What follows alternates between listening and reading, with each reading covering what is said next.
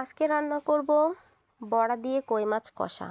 আমাদের পুকুর থেকে কই মাছ উঠানো হয়েছিল, এটা ফ্রিজে রাখা হয়েছিল, সেগুলো বের করে ভিজিয়ে রাখতে দিলাম। আর এদিকে যে ডালের বড়া করব, এটা হচ্ছে খেসুর ডাল, এগুলো বেটে নিয়ে রেখে দিচ্ছি।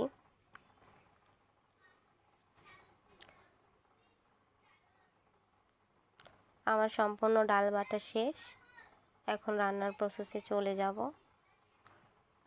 এখানে আমি একটা তরকারি না অনেকগুলো করব। ডিম কষা করব একটি, আরেক জায়গায় চচ্চড়ি শুটকি মাছ, আর এই কই মাছ দিয়ে ভুনা করব ডাল বড়া দিয়ে, আর এক জায়গায় বুট করব, ছোলা বুট। আমি সব প্রিপারেশনগুলো রেডি করে নিয়েছি। বাকি রান্নাগুলো শেয়ার করব না, শুধু ডাল বড়া কই মাছের যে কষা করব এটা শেয়ার করব।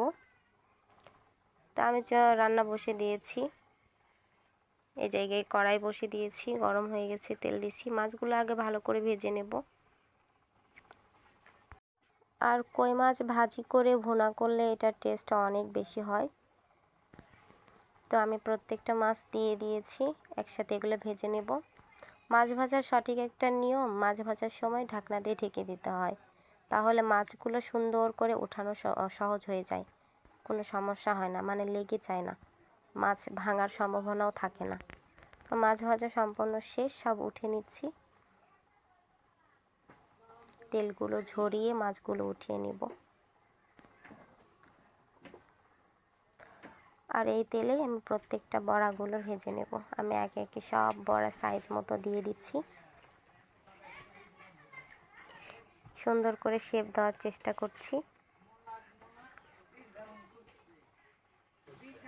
আর এই মসুর ডালের বড়া এমনি খেতেও অনেক ভালো লাগে। আমি পরিমাণে অনেক বেশি নিয়েছি, কিছু শুকনা রেখে দেব শুধু খাওয়ার জন্য, আর কিছু মাছ ভুনার মধ্যে দিব।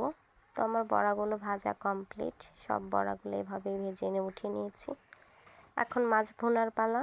মাছ ভুনা করার জন্য যে তেল ছিল ওখানে আরও একটু তেল দিয়ে জিরে দিয়ে পেঁয়াজগুলো দিয়ে দিছি। এগুলো এখন সুন্দর করে ভেজে নেব। ভাজা কমপ্লিট, এখন একটু পানি দিয়ে দিছি। এর মধ্যে এখন প্রত্যেকটা মশলা দিয়ে দেব। আদা রসুনের পেস্ট, মরিচ বাটা, হলুদ, দারচিনি, এলাচ, এই সব কিছু দিয়ে এখন ভালো করে এটা কষে নেব।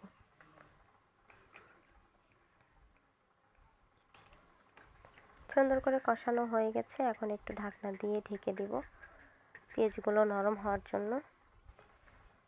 তো আমার পেঁয়াজগুলো সুন্দর নরম হয়ে গেছে, এখন এর মধ্যে আরও একটু পানি অ্যাড করব। তার আগে একটু টমেটো দিলাম। মাছ ভুনায় টমেটো দিলে কিন্তু অনেক মজা লাগে, অনেক স্বাদ হয়, ট্রাই করে দেখবেন।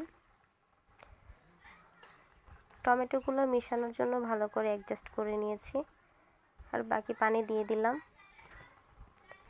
এখন এটা একটু ভালো করে নেড়ে নিয়ে সব মাছগুলো এর মধ্যে দিয়ে দিব।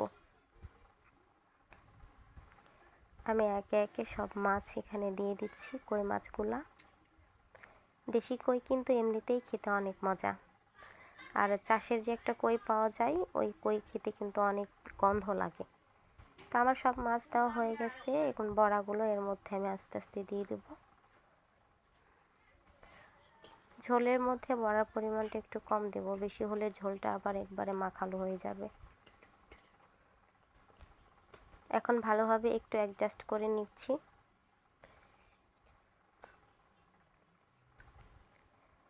এখন সুন্দর করে একটু ঢাকনা দিয়ে ঢেকে এটা নেমে নেব। তো আমার মাছ ভুনা একদম কমপ্লিট মসুর ডালের বড়ায়।